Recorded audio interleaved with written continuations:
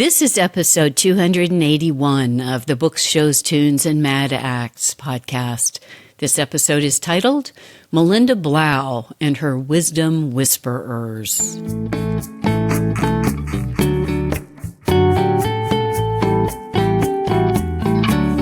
Welcome to Books, Shows, Tunes, and Mad Acts. I'm your host, Jennifer Crittenden.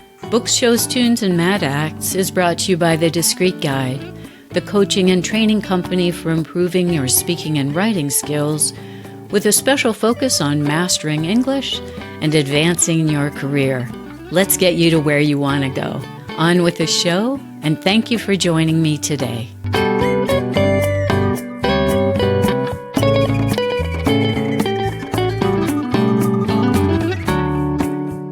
I am so pleased to welcome back a returning star to the show. Melinda Blau is with me, and I had her on the show a few years ago with her book, Consequential Strangers. And now she has a new book out, which is called The Wisdom Whisperers, Golden Guides to a Long Life of Grit, Grace, and Laughter. So welcome back, Melinda. Thank you. It's so good to be here.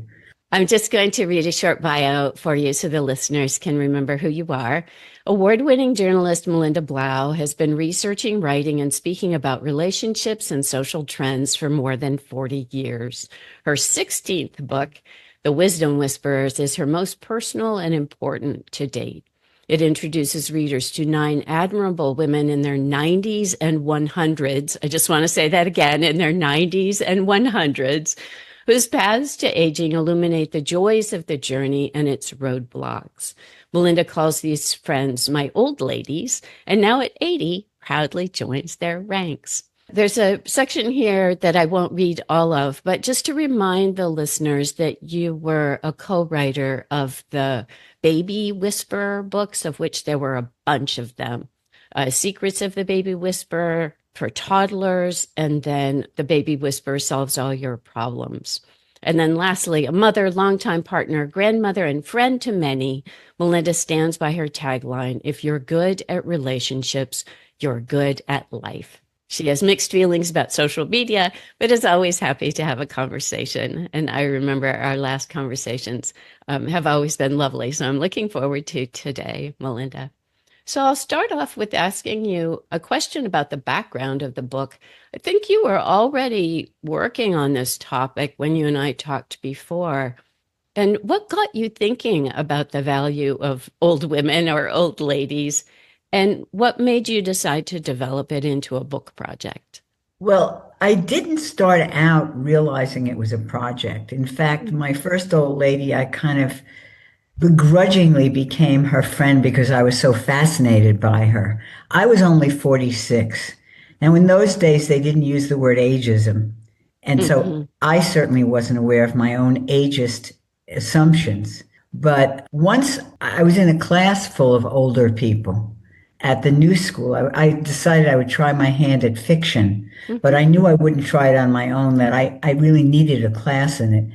And as this woman, as I got to know her and watch her in class, she had very, very thick glasses on. Turns out she was legally blind. She walked with a cane, but she bopped around New York City, taking courses, being involved. And I, at 46, thought she was really old. She was 78. Right.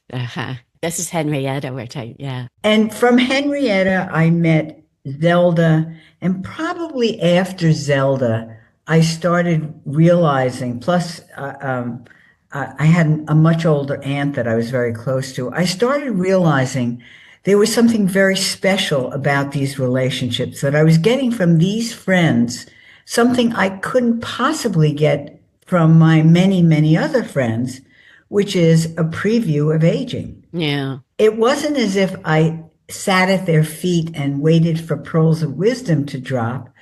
I just watched them. And I watched them go through difficult things, the loss of spouses, illnesses, dread diseases like cancer, losing friends, losing family. So very hard things, but they kept going. And I would look at them, and it started with Henrietta. even at 46, I finally realized if God forbid, because I was very nearsighted myself, if God forbid I ever went blind one day, I wasn't even thinking about being old.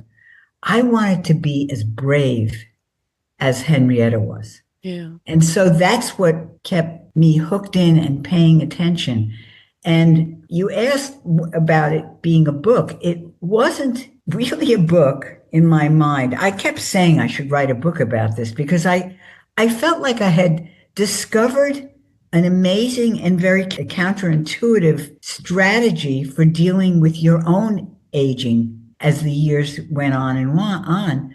And that was to find a much older friend. Right. Because most of us turn the other way when we see somebody who's old. And Hmm. we make assumptions that there's nothing there for us. This person's life is over. And it's so far from the truth. Now, there are old people like that who kind of give up, which is very sad. Hmm. But there are plenty of, especially now, vibrant Hmm. 90 and 100-year-olds who you look at and you go, how did he or she, because I talk about my female friends, but there are males like this as well. How could this person have gotten to be 90, suffered this and suffered that, and they're still engaged in life, being curious? I want what that person has. And that was one of the titles of the book I wanted originally. I'll have what she's having. Oh, right. Yeah, yeah. And you said one of your old ladies objected to the term role model, but Oh, yes. there is, I mean, it is somewhat appropriate. It is appropriate, but they're really role models to me in reverse. It wasn't when it was happening. Yes, I looked at them and I looked at them as Mm. admirable, much older women. That's how I Hmm. thought of them. And then eventually, much to the dismay of my peers, I started calling them my old ladies. And my friend said, "You can't call them that. That's an insult." I said, "Why? Yeah. That is who they are. They're mine and they're old and they're ladies." I said, I want to change the stereotype of what an old lady is. Hmm. And by the way, your introduction was wonderful, but now I'm 81, so I'm an old Oh, lady myself. congratulations. Thank Yes, you. And you've reached the esteemed golden ranks of an old I lady. have, I have. And I'll tell you something. One of the greatest benefits of having written this book was that now people are coming out of the woodwork and telling me I'm their old lady. Yeah, I know, right? And that feels so incredibly good because they're saying, I want what you have. I Hmm. want to be like you when I grow up. Yeah, it's one of the things I really like about the book too, is that not only do we get the wisdom from the group, from the nine women that you talk about, but we also see them through your eyes and we see the lessons that you're taking away from these relationships. And that really adds a lot to the book, in my opinion. Thank And you. so you have done a wonderful service in writing this book because you've documented all this education that you've gotten from them, but you're also sharing your own observations from, usually 20 years behind, but how those things look to you and to many of us, right? The baby boomers who are coming up. We can benefit from all of that. So Yeah. you're many people's old lady, right, since you've written the book, because so many of us now can appreciate the learnings from your old ladies, but Right. also from you. So I really recommend this book. I think it would be a wonderful Christmas present for many people. And so, yeah, I enjoyed it very much and took lots of notes and loved the quotes and things, ring in my head from especially Zelda. She has such a Yeah. strong voice.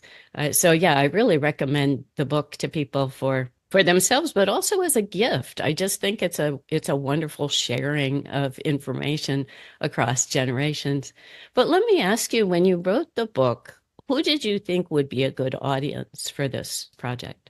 I'm hoping that people in their 30s read it, Uh-huh. Mm-hmm. because I hear so much. I talked a little bit about ageism earlier, but I hear so many negative things coming out of such young people's mouths that, oh my God, I'm 30. as if Right. 30 is old. And I don't say this looking down on the 30-year-old thinking they're silly. I say this because I know how powerful the culture is, this youth culture that really makes people frightened about getting older. And yes, there are some challenges when you get older, not the least of which is you're at the end of your life. And Yeah. as I always say, until we cure mortality, we're all going to go at some point. Right. But what was remarkable about my old ladies, and these were not celebrities, these were people that just happened to come into my life. Hmm. And people will come into your life. And I want when you say who's a reader, I want the 30-year-old to be on the lookout for a 50-year-old. I mean, we Uh-huh. call them in the business world mentors, but I don't mean them as mentor because in this case, a mentor is a slightly lopsided relationship with Mm. mentor and the mentee, and there's a hierarchy there. With my old ladies, even though there was a huge age difference, there was a mutual respect, there was a real friendship, and the only biggest difference was age. Hmm. But each of us benefited from the other's perspective. So, where a lot of older people are afraid of, and some do become invisible, Hmm. I was looking really at these people. I was relating with them. I was spending time with them. And that made them feel admired, seen, respected. Alive. I mean, it's what we all want. And they gave me the benefit. Again, they never gave me advice. Every now and then would come out advice. I'll give you an example. Zelda was one of my favorites too. And I met her when I was at 65. Marge, I met when I was 70. Mm. No, I met Zelda at 61. And I met Marge when I was 70. So I was already, quote, old myself. Mm. One day, at that point, I was downsizing a house in Massachusetts, which goes with the territory of that age. Yeah. I was sitting on the roof with Marge, who at this point was probably 101. Wow. And I said to her, you know, I'm cleaning out my house in Massachusetts. I'm downsizing. I was writing about it. And I said, I'm thinking of putting some of the furniture in storage. And she looked at me she had a great sense of humor. Actually, most of my old ladies do. Yeah. And she looked at me and she said, and then what are you going to do? Go visit it? Yeah. And the minute she said it, Jennifer, I knew Yeah. she was 100% right. I have since heard stories of people who have eaten into their savings because Yeah. they're paying 600 a Storage. month to have old furniture that they're never going to visit or take out. Right. So it was that way that I learned from them. You know, recently I had a really, I talk about in the book, because I didn't even have to try. I mean, when you spend time with old ladies, you also are very much in the presence of the possibility of death Right. or bad things happening. Right. But the truth is, all of us are always, In that situation anyway. something can always happen to anyone. Right. I agree. Something that we choose not to focus on. Right. And it's, But yes, you're right. I mean, it can come at any moment. it can. I mean, listen, when you're a teenager, something terrible can happen to you. For sure. And the difference is, though, and I call these things in the book, I give them a name, with a capital N, a next. Right. You know, we experience these next throughout our lives. But when you have to give up the car, that's a next that makes you realize you're really at a different life stage. Yeah. Or if you have cancer. Yeah. Or many, many, many other things. Mm-hmm. I experienced recently a next that I never saw coming. I got West Nile disease. Oh, yeah. That was nutty. When you told me that, I was like, what? Well, I will tell you that each of my old ladies, living and dead, because some of them obviously have passed, are still with me. And they sit on my shoulder, and they sat on my shoulder while this and it was really terrible. I was 8 days in the hospital. My gosh. My partner thought I was going to die. Oh, wow. I was sick as I've ever been in my life. Sheesh. And I'm still recovering. And I think of Zelda, your favorite, because Zelda loved exercise and she Yeah. loved using her body, and I don't. Yeah. Mm-hmm. And part of the difficult part of my recovery from West Nile is physical therapy Right. and having to build up. Thank God I walked a lot. I think that saved me. Mm-hmm. But I feel Zelda with Yeah. me. Yeah. And she kind of goes, "Come on, you can do it, honey." Mm-hmm. Sure. So, these were really significant relationships that only in retrospect, you mentioned that I brought myself into it. In figuring out how to write the book, I'm sure. I knew it wasn't their biography. I wasn't going to write a chapter on each woman because it was the relationship. Yeah. So once you start talking about a relationship, it's two people. Mm-hmm. And once I got that, I realized, oh, I needed to learn that from Zelda when I met her. Mm-hmm. Because in retrospect, it was no accident that I met Zelda in my 60s. And I think in your 60s, you really start dealing with physical, and it may be just cosmetically physical things, but physical changes in your face and body. That's what the 60s is about for most people, whether they have work done or not. Mm-hmm. In retrospect, I realized I needed to meet this weathered. I mean, she had more lines in her face than a map. Mm-hmm. And she just always was smiling, and she loved people. And I thought, I get it. This is what's important. Mm-hmm. It's not the lines in your face. And I'm convinced that when I had my own moment of reckoning at 68, looking at my body, my naked body in the mirror and saying, oh my God, what alien came in the night and gave me this body? Right. And I suddenly said, wait, this is not good. This is not a good way of thinking about yourself.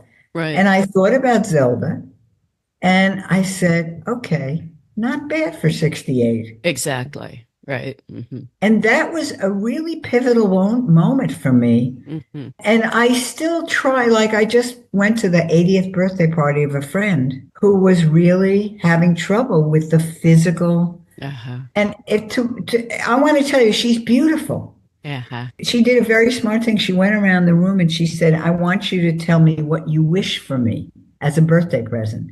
Oh, interesting. Yeah, it was great, a great thing. And I said to her, I want you to look in the mirror and see what I see. Oh, what a lovely thing to say. Yeah. Well, it just came to me because I realized that's what ageism does to our own self-image. Mm-hmm. We see what we think we're supposed to see, and we're not seeing what we think we're supposed to see because everything is airbrushed in the magazines. Right. We want to look like 30, or does a 30-year-old want to look like a 13-year-old? No, of course not. Our looks change as, It's so funny because I think at some point in the book, one of the ladies says, I look through 25-year-old eyes. That's the thing that's been so disconcerting for me, is that I actually don't really feel old. Exactly. And, I'm sure it's hard for younger people to think that way, but I actually do sort of feel the same as I did when I was 25. But then I catch a glimpse of myself in the mirror, right? And it's like, who the heck is that person? Right. So you have this, very weird, schizophrenic, sort of split personalities where you're old, you look old, but you actually don't really feel that old. At least you're not seeing the world through some, transformed way. That's right. One of the smartest things that she's not in the book, but I interviewed her for Crow's Feet for the podcast. She's an 82-year-old who just did a one-woman cabaret show. Wow. And when I said to her, what does it feel to be this age? She said, it's just a continuation of my life. Mm-hmm. Mm-hmm. And that's what we have to get. Mm-hmm. And it's a fortunate continuation. That's the thing. When people say, I don't want to get old, you're saying, I don't want the greatest gift you can have, which is life as an older person, because it is different. Mm. And in some ways, it's so much better because you really do have, it's not a wisdom necessarily, you have perspective if you allow yourself to see it. And if you allow yourself to see it, that's being wise. I don't know quite what the word is for it, but I often feel as though I'm settled, right? That I understand myself, that I'm pretty comfortable with myself now. And I do a lot of coaching of professional women in their 30s and 40s. And I sometimes feel grateful for where I am now and that I don't have those same traumas that they're experiencing. And sometimes I feel like, oh, I'm just glad I don't have all that drama anymore that there was back then. Right. Because those decades are so busy, family, work, pressure, older Right. parents, achievement, money. Yeah, and I do feel as though that is something that I really relish about being older, is feeling more settled. I think being older allows you to separate, which I'm hearing you've done, your own beliefs from cultural beliefs also, because there are plenty of their people in the 60s and 70s that are still beating themselves up for what they haven't accomplished yet. Mm. There's a certain grace. That's why I used grace in the title. Hmm. All of my old ladies, they were happy with whatever it was they had. Hmm. They were appreciative. Yes, yes. I think some of the striving is gone. The striving gets, that energy goes into possibly the challenges that you have as you get older. Because you said something very important. One of the best compliments I got was from a family therapist, Ron Taffel, he's the head of the New York City Psychotherapy Institute. And he read the book. And he said he learned something from it. Now that surprised me. He's been practicing for 40 years. And he said, the goal of therapy is to try to change people. And from reading your book, I realized the goal of therapy should be trying to get people to accept who they are. Right. Yeah. Now that was a huge statement. And unfortunately, that's something that these women, they intuitively knew. Mm-hmm. Each of them in a different way because they were so different. It makes it sound as though it's a complacency, but it's not. No. It's a setting aside of distractions, of concerns that really are not very interesting and not helpful. And I think that's something too, that, the women in your book are still very ambitious, right? They're still accomplishing things. And I think that's something that we sometimes forget about with aging, is that it's not just settling, I'm using these terms, but it's really not that you're giving up on things that you want to accomplish. It's Right. that you're better at it. You're more focused. You know yourself better. You know the world better. Yeah, I feel as though that's something that sometimes books on aging don't recognize, and that's something that comes through really clearly in your book. Is these women are individuals. They're very interesting people, and they're still accomplishing things in their 90s, right? Well, I think that that's 100% true. And I don't think they think of it, though, as accomplishment. It's purpose. Yeah. That's how they think of it. They have a certain confidence in themselves that they may not have had earlier. They had vestiges of it. I always say to people, these women didn't become good at 80. They're women who I was fortunate enough to meet in my lifetime, who, had I met them in their 30s or 50s, I probably would have respected them then. Yeah. We all would have been doing different things, but they Yeah. would have been essentially them. They were people who had good coping skills. They didn't always have happy homes. Some came from really secure homes. March talked about her mother, mostly her mother, not her father, but that was enough. And she was surrounded by people who, because I said to her, how did you get this confidence in yourself? Because I knew she didn't just become good at 95 or 99 when I met her. Mhm. She said, my mother, that was her first answer.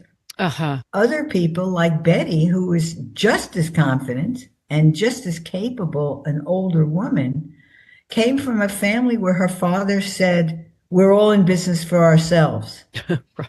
And Betty couldn't spend enough time out of her house. And she Uh-huh. had a sister who was very troublesome.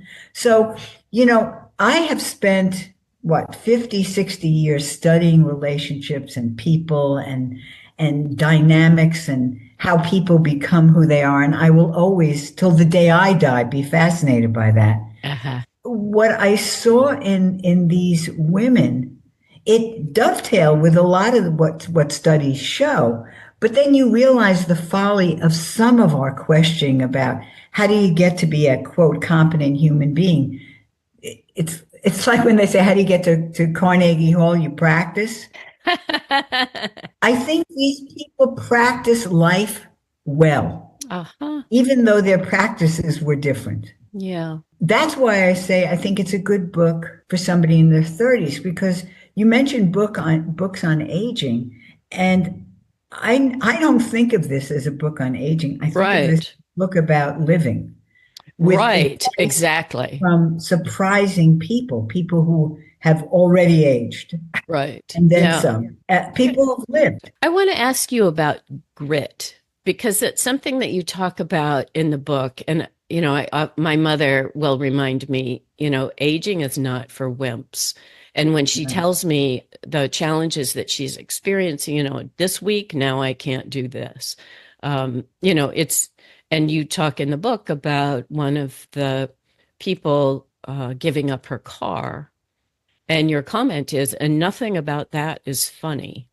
And I think that's right. It's important not to make light of these things that are going to hit you. They're very important, they're profound, and they can be devastating. But a lot of your subjects in the book seem to possess what you refer to as grit in the subtitle, or this ability to persevere, right? They are determined to overcome this new hurdle, this unfair thing that they used to Right, be able to do easily and now is a big right. problem. So, yeah, so tell me about that. What did you see that made these people capable of that kind of perseverance and determination? I think it was the overarching theme is a determination never to give up. Aha. So these are people who lived until they died. Right. And sometimes when you get to be in your 90s and hundreds, there's often a physical impediment. Yeah. Some are luckier than others. So Marge walked with a very stooped back and she had a rollator. But if something dropped in her apartment and I said to her, Marge, let me get that for you, she'd say, no, I'll get it myself. It's good for me. I see. So there was this sense of, I'm going to be independent. I'm going to do for myself as long as I can. All of them had that about independence. And Yeah. I will tell you from my recent brush with a lack of independence, because for about 2 months, I had to be with somebody and it did not feel good. Yeah.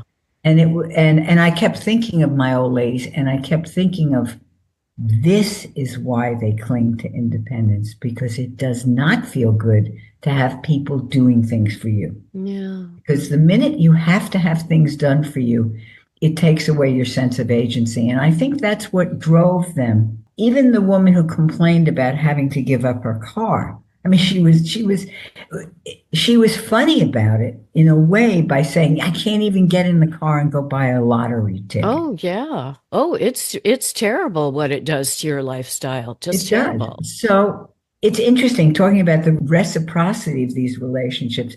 I would try to talk them down from the ledge because I'm somebody who's made a living dispensing advice in my articles and in books. So I would say to her, but Elise, you just sold your car. What did you get for your car? And she would say $11,000. I said, put that in an account Mm. and that's your Uber money. Hmm. And she listened. She did that. She wasn't happy about doing it because the other thing, when you get to be that age, you do worry about money. Even if you get a windfall like $11,000, you're not sure what you're going to need. And that's a real concern. Yeah, definitely. It's especially, I think, troublesome when you're having to put forth so much effort to do something that used to be trivial. Easy. Right. Easy, right? Right. And so you feel a little ridiculous, I think. You do. You feel ridiculous. You feel a little bit angry. Yeah. When you say I try to be realistic in the book, but I really did, because the truth is nobody knows what's around the corner. Yeah. My son said to me, "You have such a good attitude about West Island." I said, "I don't have a choice. What's the alternative?" Right. And you do see old people who think they do have a choice and they don't fight. Or, and this is important, so I don't mean to make light of it, or they lose the capacity to make their own choices. And that to me is an end game in and of itself. And I write about that because I watched my dear aunt succumb to that. The irony was that that's always been my greatest fear. We all have some kind of fear. If we had a parent that died of a heart attack, am I going to have a heart attack? If we had one that died of cancer, is it in my genes? And so I always used to think about, cognitive decline as that was. So when I got West Nile and suddenly I couldn't walk, I said, whoever saw this coming? Right. And it really was proof of what I wrote in the book, which is you don't know what you're going to have to cope with. And so whatever it is, you have to have the grit to face it. Yeah, but I do think having those voices in your head, it sounds like I'm talking about some mental disorder. But no, I mean, having those friends on your shoulders, right? Those words of advice in your head. I think that's really helpful. I think it's good to be able to turn to those quotes and those slogans. And your book is just filled with them. At the end of my questions for you, I just made a list of these things that, that I think I'll remember forever. Worry never robs tomorrow of its sorrow. It only saps today of its strength. I mean, just so many pearls of wisdom like that in the book. And so I do think Wisdom Whisperers is a great title for your book. Well, I wanted to call it My Old Ladies. Yeah. No one, not my friends, not the publisher, not anyone I talked to who was over 65 thought it was a good idea. I see. So then I went to I'll Have What She's Having, and I was really happy with that. And then I found out 12 other authors used that title. Yeah. And so the Wisdom Whisperers, I came up with after weeks of going round and round with the publisher of many titles, none of which can I remember now. Yeah, but right. I did write Family Whispering, Secrets of the Baby Whisperer, 3 of those books. And I joked. I said, what about the Wisdom Whisperer? And then I went, wait a minute. That actually sounds good. That's what they were. And I said to everybody, I said, but you can't stop me from referring to them because that's what I call them. Yeah, They're sure. my old age. And to me, the best thing about this book is that it is inspiring other people to find their older friends. Right. And I've heard so many stories in the brief time that it's been out of a woman told me that her daughter was walking in Charles Schurz Park, which is in Manhattan, across the street from Gracie Mansion. And she saw this older woman and they had a conversation. And she started looking for the woman and vice versa. And they've developed this new relationship. That's so cool. And that made me so happy. Sure. Because it's doable. Anybody can do this. These were my old ladies. And these were the lessons I learned from them because they were lessons I was looking for, whether I knew I was looking for them or not. Right. That's the joy of them. These are relationships that will not be like any others that you have because, as you said, I know a lot about relationships. I've, written about them, I've studied them, and I've been in a lot of different kinds of relationships. But this is different and extremely valuable. So I felt I need to share this with the world. This is a great gift. Yeah, I really do think you've done a great service. The other thing that Thank I you. like about the book is that the women are individuals. So it's Yeah. not sort of this generic, oh, seek out some old person, maybe they'll have Right. something wise. We really do get a very strong picture of each of these women and the particular circumstances that they find themselves in. So, I think it's a very respectful book in that way. One thing, it was hard writing about friends, not interviewees. These were women I Oh, had relationships with. oh, interesting. So I think that's why they emerge as individuals, because I also tell the reader how the relationship started. Hmm. And it was wonderful for me to take a trip down memory lane because one of them didn't even want to be my friend. And I had to kind of push it. So it was funny in that respect. And I guess I inadvertently brought all the research I'd ever done on relationships, how they start, how they progress, what makes one progress from one level to the next, and what do those levels look like. Hmm. Because I said, as with any group of friends, among my old ladies, I have some that I was really close to, and some that were because of circumstances or how much time we spent, not as close because we didn't spend the time. Sure. Or they're different. That's another thing I appreciated about your book was that you presented them as they were, even when they're different from you. And so, that's a very healthy, I think, attitude to have toward developing any new relationship is Right. that you are not a judgmental person. Probably, your journalism background helps you there, where you're able to present people as they are, even when they're different from you. And so it's just very enjoyable. It's quite entertaining, right? You don't feel as though you're being lectured at. You're just learning about these people. Right. One thing I was going to say was, for me, by far, my most important old lady is my mother. And she has always been a very forthright, honest, sometimes even, brutally honest person in my life. But it's so helpful to learn about aging through her eyes because she doesn't sugarcoat things. And I'm very sorry, Melinda, that your mother died so young Oh, yeah. because that you really missed out on that relationship. Right. So I'm glad that you've gotten this cadre of other people who can do part of what a mother might have done. Of course, a Well, no. mother-daughter relationship is different. Yeah, please go It's ahead. very different. And in fact, I always tell people, even if you have a great relationship with your mother can't be your old lady. There's a little bit of a difference, distance. Yeah. That you're friends, you're not mother and daughter. And mother and daughter is such a special relationship and can be so troubled. And culturally, the overlay, there was a wonderful book many years ago called Don't Blame Mother. Oh, You can probably still find it on Amazon like a secondhand copy. It's a really good book about the cultural overlay on mothers and daughters. Now, it's probably changed somewhat since then, but it was written by a wonderful psychologist who I interviewed many times, and she was terrific. But the closest person, and even she, I talk about my aunt in this book, yeah. and she was 21 years older than me. And we occupied the same position in our families as the much younger sibling. Right. And that's a very specialized nook in family life. Yeah. When you have a sibling that's old, not quite old enough to be your mother, but is very parental, when there's a 10 years or more. But yes, my mother, I never got a chance to know. But I never thought of these women. And ironically, Henrietta was my mother's name, and that was my first old lady. Right. What a strange coincidence. And they went to the same school, I guess. Yes. Yes. I was Yeah. like, wow, that's weird.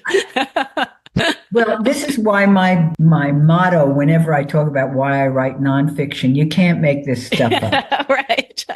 I can't anyway. Uh-huh. But my Aunt Ruth was 21 years older than I was, and we became closer than aunt and niece, but different than mother and daughter also. For sure. Because she had lost her daughter and I lost my mother literally almost on the same day, but a year apart. Really? Oh, Again, you gosh. can't make that up. Yeah. Wow. But I think she, not purposely, because she died when I was in my 70s and she was in her 90s. So I knew her from the time I was a child. Yeah. But I started getting friendly with her when she was 50 and I was 30. But I think I give her the responsibility of creating the template of what Yeah.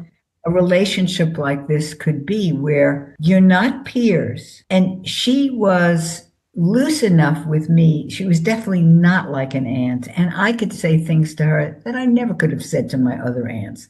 I mean, we Right. shared really kind of intimate secrets about our own lives. Hmm. And so that was very different. And one of her two children are still alive. And one of the best compliments I could get was that they really loved what I wrote about her. Hmm. Which as I was writing it, I thought, and this was true. This is why I say it was very different for me to write about these relationships. These were people who had children that would read them, people in my family that would read it. So it was, but it all has turned out okay. That's They good. Yeah, that's good because sometimes you don't know how people will don't know. react to things. Yeah. But it's just a lovely book full of love, really, and yeah, humanness for sure, which is such a pleasure to read. To switch gears on you a little bit, you mentioned money a little while ago, and again, it's something that is often very important to seniors, but we don't always talk about openly Right. that people at that point, their assets are probably static and you don't know how long those assets are going to have to last you. It's one of the really big questions of old age. I'm Right. reminded of that New Yorker cartoon of the guy who's sitting at the desk doing figures. And he says to his wife, well, with an early death, I think we'll about squeak through. And it's like, wow. But it's true. And, we don't talk Right. about this openly that, yeah, at that point, you usually have a certain number of assets. And how long are they going to last? We don't know because we don't know what expenses you're going to have, and nor do you know how long you're going to live. But you Right. include a chapter on financial concerns. So tell me about why you included that. The main reason I included that was my friendship with Marge. Hmm. And Marge died at 104 and a quarter. Yeah. And I met her when she was 99. And she, I talked about purpose before. And I asked her one day, what makes you get up in the morning? And she said, investing. And Oh, she, until the day she died, she was reading Barron's, reading her Value Line newsletters. And when I learned her story, because she grew up, she was born in 1918, wow. and certainly grew up in a time when women were not supposed to be financial whizzes. She was older than Muriel Siebert, who had trouble getting a seat on the stock exchange. Yeah. And for her to be in that world, she came from a fairly affluent, but not like upper tier, not super rich. Her father was a furrier to the Yeah. rich. She went to Katie Gibbs, which was a secretarial school, because that's what women of that age did. Most did not go to college who were born in 1918. Yeah. She ended up going to work for a man who was in the financial world, ended up marrying him. He was much older than, and he taught her the business, but she Mm. was also extremely smart. Yeah. And so by the time I met her, she had not only buried her first husband, who she said she had a wonderful relationship with, but was fortunate enough to have married his attorney, Ah, who to this day she doesn't know whether they set this up when the first husband was ailing. And she learned more from him about business. And so when I met Marge, she was, 99, reading all the newspapers every day, so up on everything that was happening in the world, and especially investing. And she was knowledgeable in investing because she was so up on what was happening in the right. world. Hmm. And she subscribed to, for example, subscribed to 5 different prestigious health newsletters. And in those health newsletters, she read the benefits of avocados. And so she decided to invest in avocados. And she made a fortune within a few months. Yeah. She said, I only invest in things that do good for people or are good for people, or that she was very much a champion of education for people who didn't get an education. Mhm. And she had such a good soul and good heart. And that's what propelled her investing. And she was amazingly successful. So Wow. at one point I said to her, because I mean, I know how to balance a checkbook and I know I have a fair, but I am not like this. And so I said to her, will you be my financial mentor? I said, sure. Well, she tried. She tried to educate me about Value Line newspaper. She tried to get me to read Barron's, but it was kind of like Zelda with exercise. It didn't I was never necessarily going to be stick. Marge. I was never going to be Marge. But what it did make me do was pay more attention to my own Mhm. and realize how important that was. Because remember, I was already 70. And so I started paying more attention as a result. And I realized, and then being the journalist, one day I Googled, is financial literacy important for seniors? Mhm. And oh my God, they were saying it was just as important as health literacy. It was Uh-huh. because they were tied together. Yeah. Hmm. You would have, if you didn't pay attention to financially, would you have the right insurance policies? Would you be up on the Medicare? I mean, Hmm. that's all part of financial literacy. So I thought, wow, who knew that this would end up as a chapter in my book? Hmm. But it was because of Marge. And that's what each of the chapters was driven by. So Henrietta's chapter, she was legally blind. It was acceptance. That was what I learned from Henrietta. You got to accept what happens to you. With Marge, it was financial literacy. With Zelda, it was movement, you know. So each of them showed me a different important aspect of the path to getting older. They were all important things. One of the things that I enjoy about talking to older people is their knowledge of history, Mm, not necessarily formal education, but just what they themselves have experienced. I remember talking to my dad when he was in his early 90s, and I was thinking about all the changes that he had seen in the world. And right. so we were sitting together in a waiting room, you know, as we often were, and I was thinking about the different decades and what he had seen. And I said to him, it's just amazing the changes that you've seen in your life. And he said, you have no idea.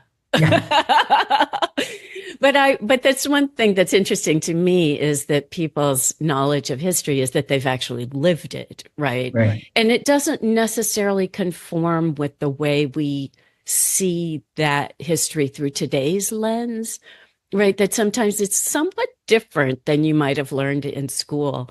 And so I wanted to ask you if there were any of your old ladies that you felt that you had learned, you know, really history from. Well, I have been lucky enough part of my life to live in Paris, which I write about in the book. And I have two old ladies in Paris. I would say I've learned the most from them about history. But that's also because our relationship, certainly with Lois, who was the first one I met, and now I've known her probably about at least 10, no, 14 years. Mhm. We met in Paris, and because she's an American who's been living in Paris for 60 years, once she allowed me to be her friend, this was the one who didn't necessarily want to be friends. Once she thought I was interesting enough to be her friend, then she started trying to educate me. Among other things, she wanted me to speak better French than I do. And she wanted me to understand the history of France, which is something she loved from the time she was a 9-year-old in the middle of the United States in Cincinnati. Mhm. She was part of it. Just shows you how so many possibilities and interesting lives are out there. Yeah. As a 9-year-old in Cincinnati, there was a program for gifted students. This had to be in the 30s, Mm. where they were taught French and about the French culture. And so she fell in love with Paris long before she got here at age 19 as a Smith College junior. Mhm. And she went back to graduate, but she came back to France and then never left. Yeah. So she loved the French culture. And she knew the history as well as she knew the United States history. And she wanted me to know it too. So we would drive around Paris and she would talk about it. The history I discussed most with her that I was most interested in was the history of feminism, whether it was different in the United States. And I write a little about it because she was very involved in that. Mm-hmm. And then the other one, that real history, was my most recent, I'll use Zelda's word, my most recent conquest, which was Anne, who lived through the war. Oh, that's right. And I met her. She's my most recent. I met her in 2020. She escaped the Nazis because her parents got her out of Lyon, which is where the Nazis first came, and they were Jewish. And they put her in a school in Nancy, mm-hmm. which was north. She barely saw them during the war. Yeah. And she was writing her own memoir of the war when I first met her. Uh-huh. So that became very much, and of course, as a Jewish American, I was fascinated because and I've said this to American Holocaust survivors, my only knowledge, real knowledge of the Holocaust is through movies and books. Right. You know, mm-hmm. I grew up reading Anne Frank and, seeing movies like Schindler's List, but it's very different to meet somebody who actually was there. Yeah. I don't know many, and I certainly didn't know any in Paris. And Anne was wonderful because she's also a psychotherapist.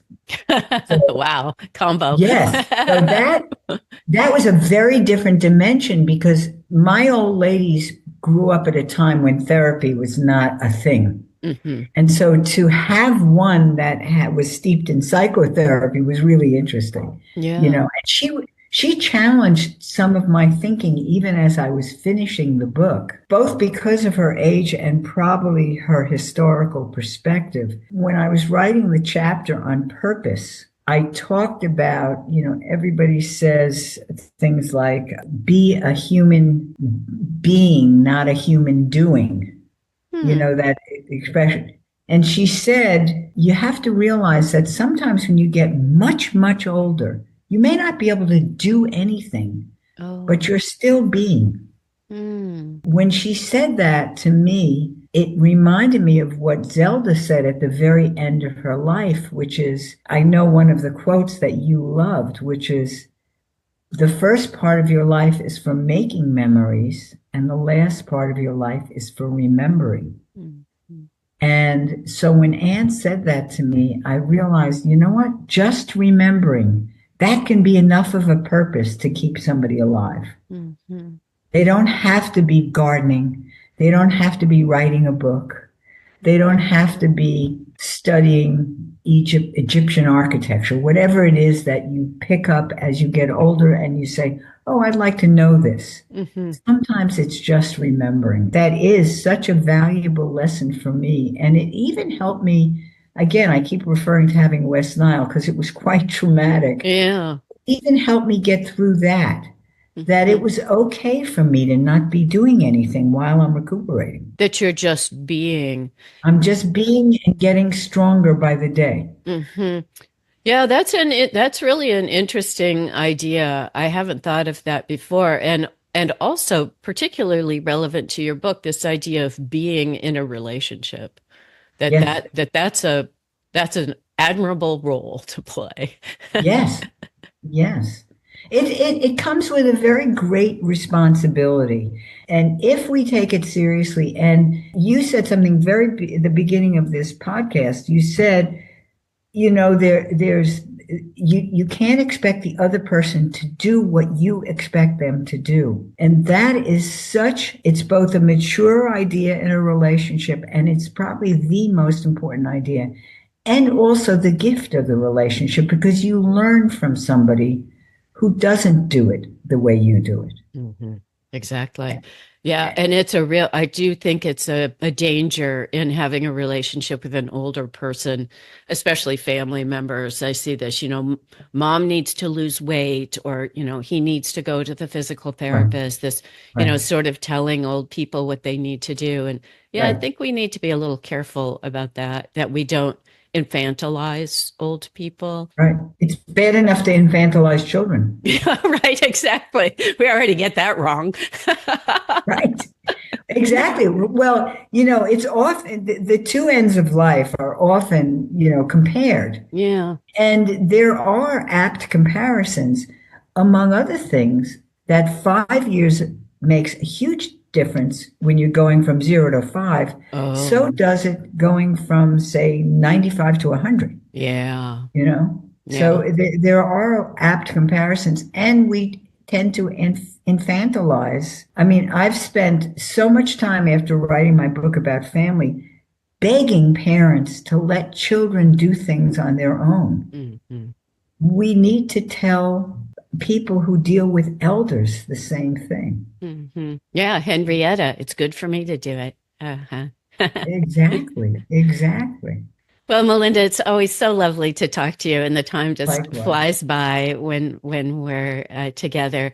But before I let you go, is there anything that you'd like to share with the audience? Well, I will tell the audience that they should check out crowsfeet.life as we age, which is a group that started as a publication on Medium, and now we have podcasts, and sometimes I do podcasts too as a result of it. It felt very good at 79 picking up a new skill. So I have great admiration for what you do, Jennifer. And then also, my website is melindablau.com, and I use my name, Melinda Blau, on Instagram and on Facebook. I still have a troubled relationship with social media, but I Don't still we all? try. Yes. And I really thank you for this time, Jennifer. It was a wonderful interview, too. I know we'll have another opportunity to speak again soon. Yes, that's exactly right. Yes. But I always think of you wherever you are in Florida or New York or Paris. I think of you often. And Well, thank you thanks. again for writing such a wonderful book. Thank you. And I do hope people buy it as a holiday gift. I do too. Okay. And it's on Amazon or any place where they sell books. All right. Take care.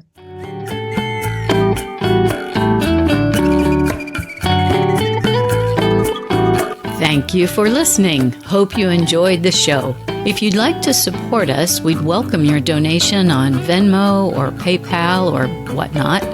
Links are in the show notes or on our website, books, shows, tunes, all one word, .discreet guide, all one word.com, under the support tab. And hey, while you're there, drop us a line and tell us what you thought of the episode. We'd love to hear from you.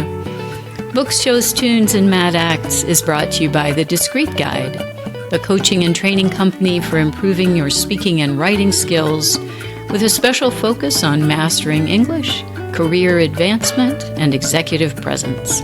Let's get you to where you want to go.